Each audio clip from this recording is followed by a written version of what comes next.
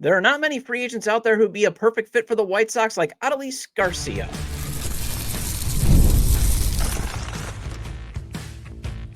You are Locked On White Sox, your daily Chicago White Sox podcast. Part of the Locked On Podcast Network, your team every day.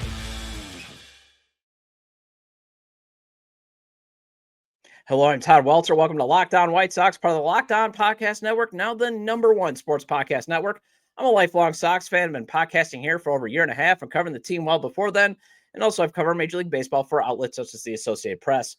Well, I'm going to get to your mailbag questions and comments surrounding Korey Lee possibly playing left field and your reactions to the White Sox possibly targeting Luis Arraez after I discuss how the recently acquired Tanner Murray and top 30 prospect Sam Antonacci might fit on the 2026 White Sox if they do make the opening day roster.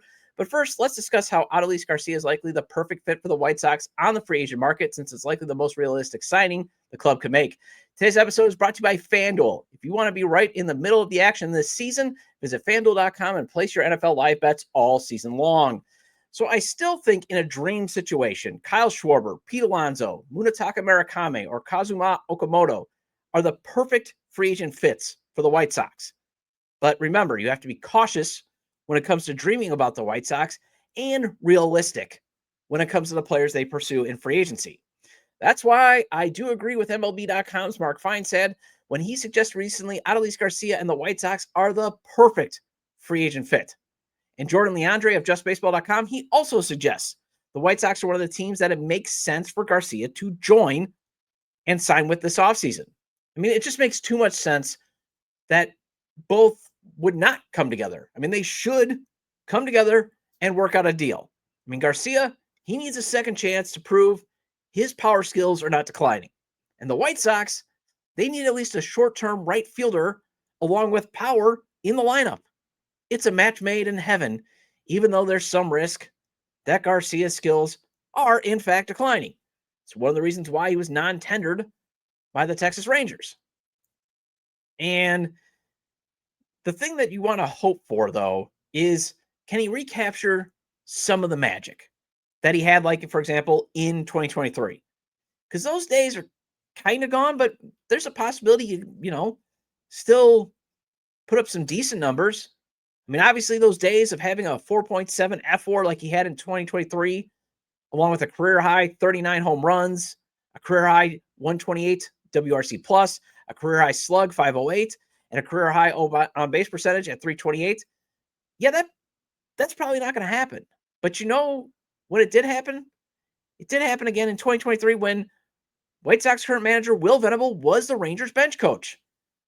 And I'm not saying Venable gets all the credit for Garcia having that year. I don't know if he gets any of that credit. But the White Sox current manager is familiar with Garcia's work. And hopefully they had a good enough relationship that they maybe want to work together again. But it just makes too much sense since the White Sox are looking for short-term veteran options on the free agent market, or at least that's what's being speculated, and that's what's being rumored. And basically that's what the GM has flat out come out and said. If you want improvement, it's going to be coming from the young core that just emerged from this past season, them getting better. But he knows that he has to make enhancements. And it sounds like Garcia is looking for a short-term deal, or that's probably what he's going to get. Here's what Feinsand recently wrote on MLB.com. Garcia became a free agent after the Rangers non-tendered him, and although he hasn't looked like the two-time All-Star who averaged 32 homers and 99 RBIs and a 7.7 OPS between 2021 and 2023, Garcia still averaged 22 home runs and 80 RBIs during the past two seasons. Albeit with a 675 OPS, Garcia could look to sign a one-year deal in an effort to reestablish his value. Then Leandre wrote this on Just Baseball. There's still a lot to like about Garcia, even coming off consecutive bad seasons. Offensively, he still hits the ball very hard and at an above-average rate to the pull side. Last season, he ranked in the 73rd percentile for barrel rates and 89th for average exit velocity. The barrel rate was down from 2024, but the average exit velocity was closer to 2023 levels. A big red flag was his dramatic drop in bat speed from the 71st in his career year 2 years ago down to the 49th percentile. He's still a quality defender, so there's no real fear of him being a net negative player as a non-designated hitter. That said, the bulk of his value still needs to come from his bat. Garcia serves as a great buy low option for the rebuilding franchise who can then flip him at the deadline for prospects. While the White Sox won just 60 games in 2025, there's a lot to like about the direction that they started to move in. Rookies Colson Montgomery and Kyle Teal flourished in the playing time they received, with the former finishing 5th in the American League Rookie of the Year voting. Miguel Vargas finally showed why he was so highly touted in the Los Angeles Dodgers organization, slugging 16 home runs and flashing 123 WRC plus after the All-Star break. The rotation is also sneaky, with Shane Smith and Davis Martin headlining the quintet. Adding Garcia gives them a veteran with a chip on his shoulder. Benintendi signed there in free agency, and Robert has been stuck there far too long, despite often appearing in trade rumors. Garcia, though, even for just a short stint, could be a tremendous addition to that clubhouse and lineup in 2026. So, fully agree with both analysis there. And while I would love for the White Sox to get their, desperately needed power and possibly even get a rebuild shortcut, even though they are in their 30s in Kyle Schwarber and Pete Alonso, the White Sox are definitely shopping in the buy low section of the free agent bin. They're shopping. Again, my hope is that they're at least shopping in the bargain bin section. And I still think Garcia still qualifies for that when you look at the peripheral numbers. When you look at the numbers in the margins, he can still barrel up the ball. He can still hit it hard. He can still sock plenty more home runs than Mike Tauchman ever could. And while I do think pitching and the bullpen is a bigger need, they still, need something better in right field than Brooks Baldwin. I mean, first, Baldwin might be a better utility infielder than outfielder. And I'm going to tackle Baldwin a little bit more in the mailbag questions, but he might be better suited to play in the dirt. And I would rather have Baldwin's adventures in the outfield then at least being left rather than right. But you are stuck with Andrew Benintendi just for a bit longer. But the major reason I would prefer Garcia right now over Baldwin is there might be that potential trade value. Because if he can have a bounce back season, slugging the ball at right field, and still play solid defense in right field, even though he's 33, that might be enough to get a decent trade return at the deadline. And think about it. The White Sox still have to be in trying to acquire as many prospects to help get them to be competitive and even get that second wave when they are ready to be competitive. But they still need to be in asset accumulation mode. But they don't have many trade assets right now. I mean, you keep seeing the same story over and over again, which I'll talk about tomorrow with Luis Robert Jr., but even then, we don't know if he's going to really fetch a good return. I mean, maybe you bundle Lenyn Sosa and Davis Martin, but what is that going to get you? So you still need to add to the farm system for the next wave of reinforcements, and or at least having a farm system you can eventually trade from that could eventually put the team over the top if they are to be competitive by 2027 or 2028. And if he does reach what Fangraphs projects him to have, a 237, 271, 427 slash line with 24 homers and a 1.1 F4 with a 99 WRC plus, that could get you at least something viable. Now, maybe there is a downside, though, because that could be Paul DeYoung-like trade return. Right now, Gerald Rosado, not really cutting it in the minors, but he did project at least to be a potential bullpen arm. And as I've said, I'll make an exception for this offseason to spend some money on the bullpen, but down the road, until Justin Ishbia is buying the team, so 2027, 2028, as long as Jerry's owning this team, I don't want to see them invest significant financial resources into the bullpen. So if you can even grab a bullpen arm, great, or potential bullpen arm, and maybe that piece that you get in a trade projects to be better than Rosado and does end up being a piece. And at worst, if you can't move him, maybe at least he provides some decent power and decent defense during the second half. Especially if you have traded Luis Robert Jr. and you want Brandon Montgomery to be your center fielder. And if he doesn't work out, well, if it's as long as a one-year deal, then oh well. It's a perfect low risk, high reward it's a perfect low risk, high reward for Chicago to take.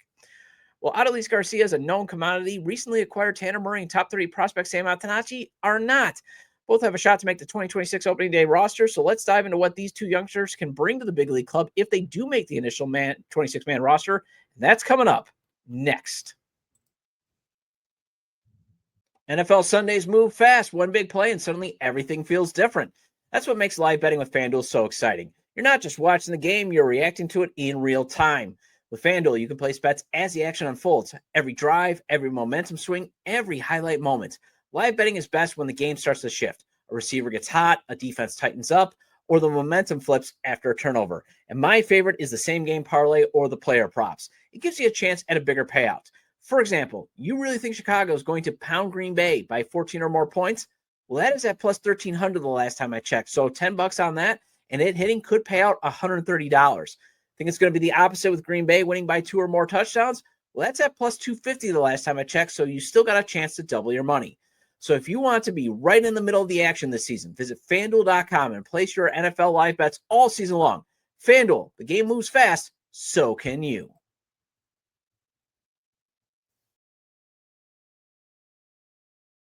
Welcome back to Locked On White Sox. I'm your host, Todd Welter. Thank you for making Locked On White Sox your first listen of the day. And thank you for making Locked On the #1 sports podcast network. Make sure to hit the like button on today's episode. Subscribe to the YouTube channel at Locked On White Sox. And if you can't get the show on YouTube, you can get the audio version of the show on places such as Apple or Spotify. So make sure to follow or subscribe wherever you get your podcasts. Either way, get your 30-minute fix of Chicago White Sox baseball venting with me and maybe some hope. Also, make sure to check out my written content at SouthsideSox.com and on TapSportsNet.com. Well, GM Chris Getz hinted that top 30 prospect Sam Antonacci could be the left-handed bat he is looking to add to provide more balance to the lineup next season.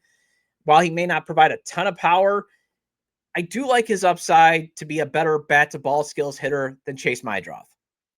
Don't get me wrong. I still think Chase Meidroth could be the modern-day Greek god of walks.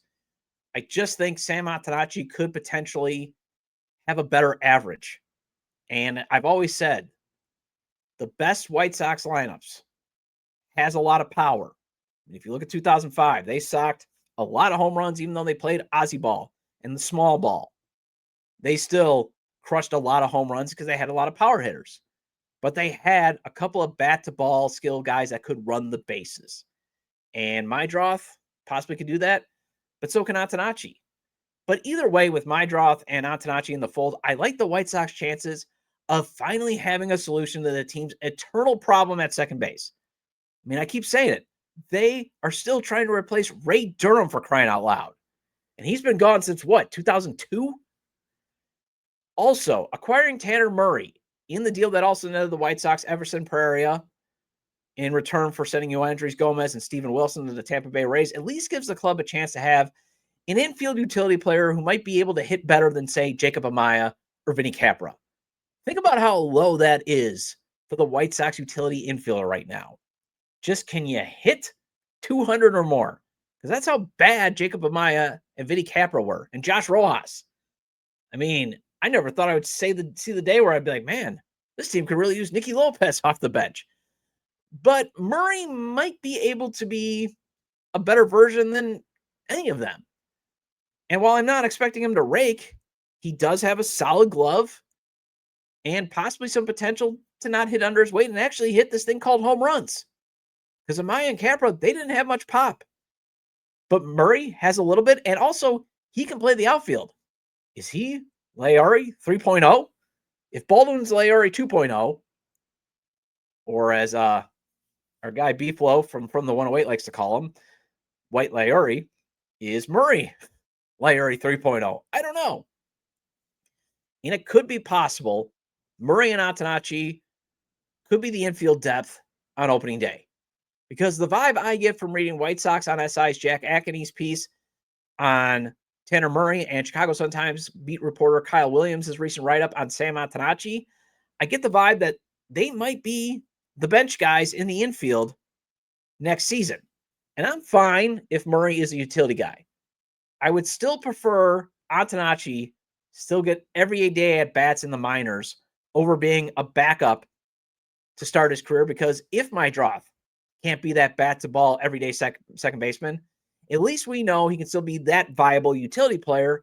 And then you got Antonacci ready to be given his run at second, because that's kind of what the projections. I mean, Antonacci can play third. There's some, and he might be able to play short in a pinch, but second or third base. But again, he doesn't have a ton of pop, so you probably want to put him at second base. But why do I get that feeling?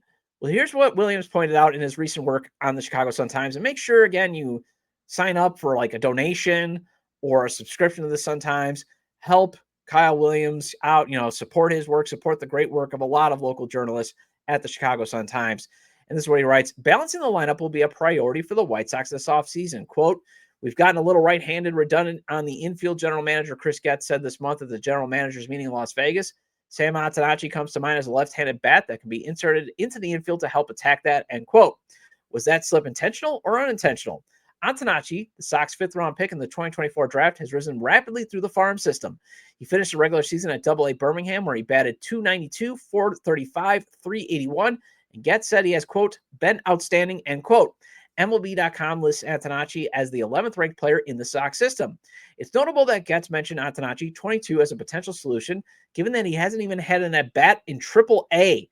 Antonacci's ascent continued in the Arizona Fall League, where he slashed .378, .505, .541 in 19 games. He showed impressive contact skills and played multiple positions, though second base has been his priority. Now I'm skipping ahead. Antonacci rarely chases pitches out of the strike zone. Though he doesn't have much power, the Sox could use his bat-to-ball skills in the lineup. Sox left-handed hitters batted .230, .317, .385 in 2025. The Sox seem to be invested in the continued development of corner infielders Miguel Vargas and Curtis Mead. A left-handed hitter would be brought in to complement the two, Getz said. But given how frequently manager Will Venable uses his bench, a left-handed hitter could see quite a bit of playing time. Quote, it can come in different forms, Getz said when he asked whether there's a preferred position the left-handed hitter would play.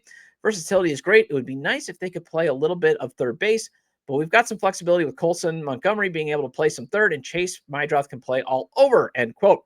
Given that the Sox aren't likely to be huge spenders in free agency, Antonacci could be an intriguing in-house option. He wouldn't bring the certainty an established veteran would, but he would provide a cheaper option that would allow the Sox to spend money in other areas. Cheap utility player might be Maidroth. So that is why if Chase fails to produce a solid average in the first half, that's again why I go back to you want a willing and ready Antonacci. But I also see the logic that Williams pointed out. Like, I'm not going to be like, oh my gosh, I can't believe that Sam Antonacci made the opening day roster in a utility role because, again, of what he can bring. But maybe you cover the utility spots with Murray and Brooks Baldwin or even Brian Ramos, as he still does exist, and he's on the 40-man roster. In terms of what Murray can bring, here's what Ankeny writes. Roughly 65% of Murray's minor league experience has come at second and third base, but he's played all over the diamond throughout his career. Just last season, he played at least 18 games at second base, shortstop, third base, left field, and right field for the AAA Durham Bulls. He's also played first base and center field earlier in his career. Skipping ahead, Murray maintained a high batting average with little power early in his minor league career, but his 2025 season came with a notable statistical shift. He hit between .276 and .329 in his first 4 minor league seasons, but his average dropped to .240 in 2025 with the AAA Durham Bulls. However, Murray sacrificed part of his batting average for more power as he slugged a career-high 18 home runs in 137 games during the 2025 season. Murray more than doubled his previous career-high home run total of 7 during the 2024 season, while also increasing his walk and strikeout rate. And then he did add what GM Chris Getz thinks of Murray. Quote, Tanner Murray is a versatile infielder, versatile player, Getz said on November 19th. He's played a little bit of outfield as well. He can play shortstop, at third base. He has some power. So to be able to acquire him and add him to the 40-man roster is something that excites us as we look to bring in as many premium position versatile players as we can. Tanner brings that to the table, so very excited to bring him aboard, end quote. So if he can provide a good glove and some power off the bench, fine. I would prefer him in the utility role over, say, Ben Cowles, which I still don't get why he's on the 40-man roster. And my hope is that the White Sox still view Antonacci as a potential everyday player. Let's go with that before trying to fit him into the utility role. And that's why, again, I'm fine with giving Chase Maidroth another runway. If he can prove he's healthy, we've seen that he can hit 290. And if he can hit 290, then fine. But maybe we might want to see if Sam Antonacci then can be like Murray and play him in the outfield. Maybe he can be an everyday outfielder with his bat-to-ball skills, ability.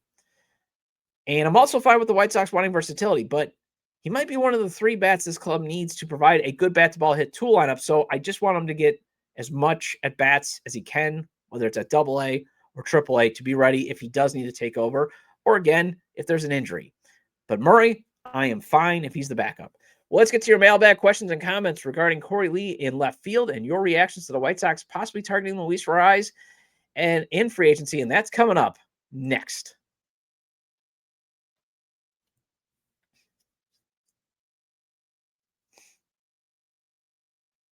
Welcome back to Locked On White Sox. I'm your host, Todd Welter. Shout out to all the everydayers. I appreciate your loyalty. Please hit the like button on today's episode. Locked On is rolling out the Everydayers Club, which will feature a whole bunch of neat stuff like a Discord chat with me and fellow White Sox fans. We're going to have an ad-free audio podcast and so much more. I'm still waiting for the final pricing for the subscription, but once I get that, I'll let you know. But once it comes out, I really hope you'll join. And again, we can interact on Discord, and you can interact with fellow White Sox fans there as well. So ad-free audio too. So kind of a neat thing that's coming down the pike. We'll talk you off Tuesday is here, or just plain old Mailbag Tuesday. I'm going to get to it. As again, I want to give you guys a chance to have at least your voices read and give you guys a forum to be heard on this show. Because again, we're all in this together as White Sox fans. And I got a few comments from yesterday's show on Luis Arraez that provides kind of mixed commentary. Some of you didn't agree with my point, and that's fine. We can disagree. It's okay. And we're having a healthy conversation in the YouTube community page. And hopefully we can have healthy conversations. If you become an everydayer, or if you join the Everydayer Club and on the Discord channel, we can have that. But I do like the first comment that addresses, Luis Arraez. But most importantly, what about Korey Lee playing in left? And I would be on board for that.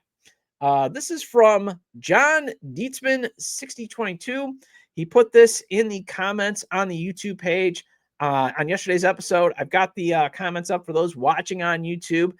I would take Arraez and never look back. How many times do we have men on second and third or the bases loaded and couldn't get a hit? Arraez will get clutch hits when we need them. Your dream of Okamoto is just that, a dream. We will never spend the money to get them. We're dumpster digging for a diamond like Walker, once top prospect, and I don't have any faith in that. Todd, I love your show. I look forward to it every day. How about Korey Lee at left field? He's in our system and a high-octane guy. Benintendi is done. His Achilles is going to keep troubling him, and I'd rather see a young guy out in left. Peace. Well, John, first of all, appreciate that, the compliment that you love the show. Look forward to it every day. I really appreciate you being an everydayer. I did say, though, to be fair, I did say Arraez would actually provide value with runners in scoring position during yesterday's show. So I'm not disagreeing with you on that. And I never said like it's the end of the world. But the thing is, he's only going to provide value by hitting singles and hitting with runners in scoring position. That's the only value he's going to bring to the White Sox. That's what I was bringing up. And I think you can get more. I think you can get a guy who can hit for power. I mean, again, these players exist that aren't just one-trick ponies. And yes, my dream for Okamoto, I did bring up in the show when the White Sox were scouting him, that he is kind of probably one of the reasons why they are, sniffing around him is they could afford him, since his projected cost would be in line to kind of what they gave Andrew Benintendi. I mean, I've seen, again, the projections as low as 3 years, $36 million, and as high as 5 years, $75 million. Possibly, obviously if it went beyond that, maybe 90 million, you're right. But, I just want to point that out, that's probably why they're, sniffing around.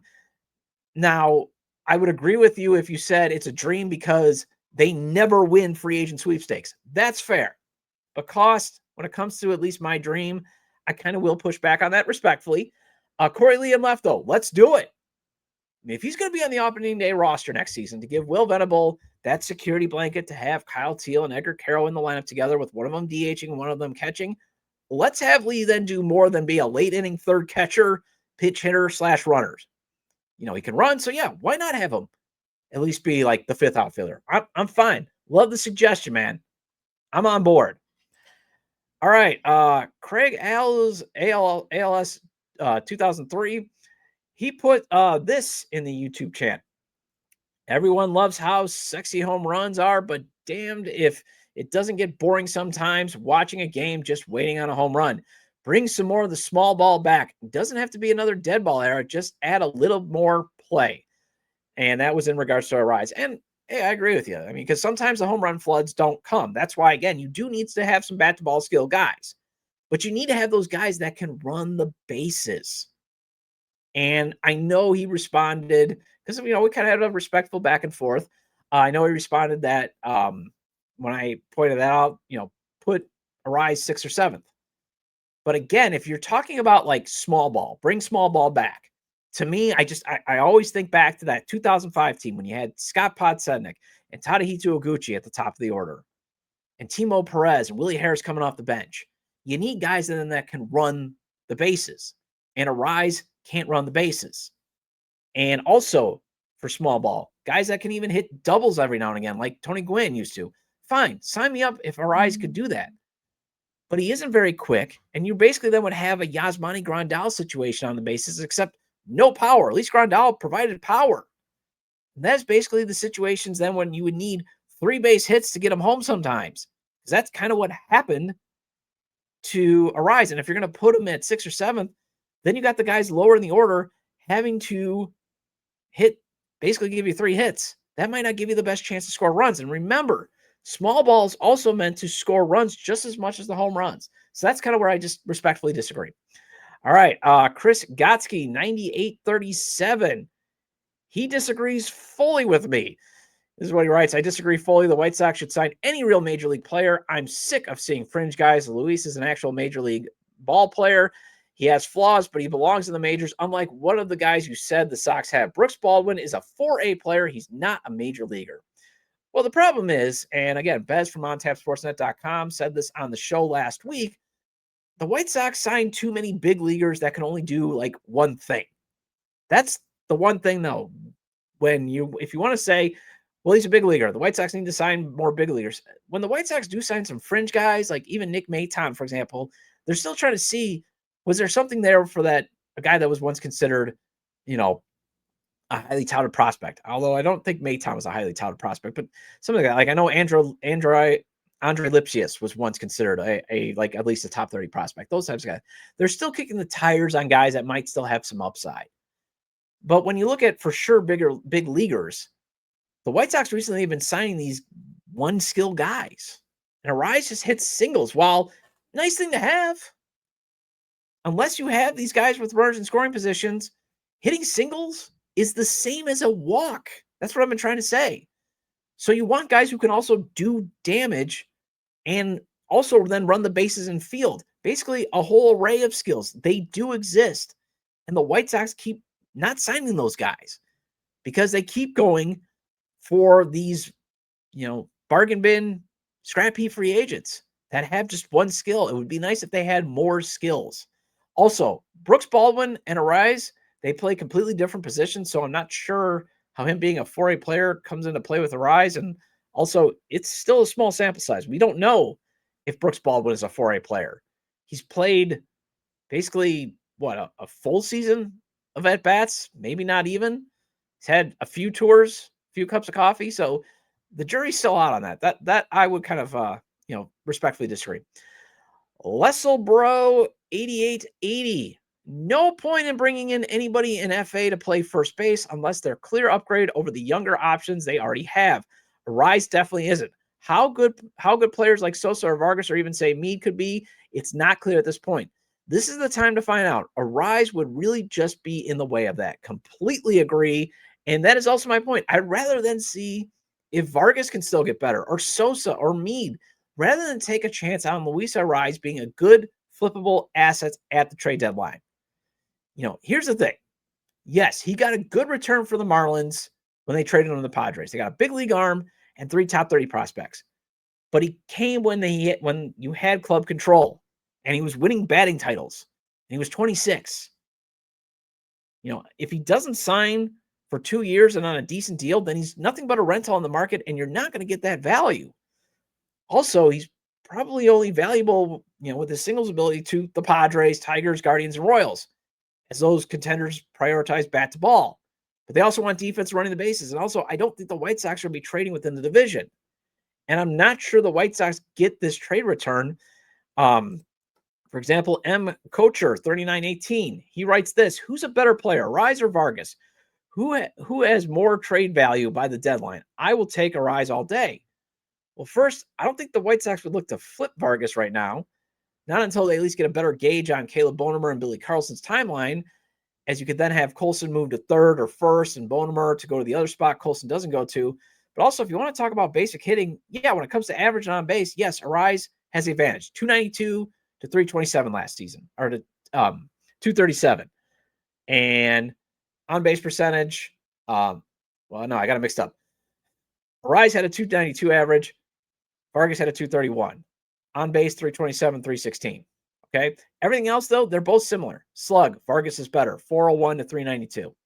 OPS, Arraez 719, Vargas 717. WRC plus, Arraez 104, Vargas 101. The metric that measures the overall value as a hitter. Barrel percentage, Vargas has the advantage at 9.3 to Arraez's 1.1. But if you want to talk about overall value, actually Vargas was the better player in 2025 with a 1.3 F4 to Arraez's 0.9. And Vargas projects to have a 2.1 F4 next season compared to Arraez's 1.5. Well, that wraps up this edition of Locked On White Sox. Thank you for making Locked On White Sox your first listen every day. For your second listen, find Locked On MLB podcast, where there's no off season. Solely keeps you up to date on contract negotiations, rumors, and everything you need to be the most informed MLB fan. Find Locked On MLB on YouTube or wherever you listen to your podcast. Part of the Locked On Podcast Network, your team every day. I'll be back tomorrow with a Way Back Wednesday segment and to discuss Jeff Passan forecasting a 60% chance of Luis Robert Jr. being traded. You can leave comments about today's episode on the YouTube page via email, lockedonwhitesox@gmail.com, on X, formerly Twitter, @LockedOnWhiteSox or @ToddJDub. Have a great day, and I will talk to you tomorrow.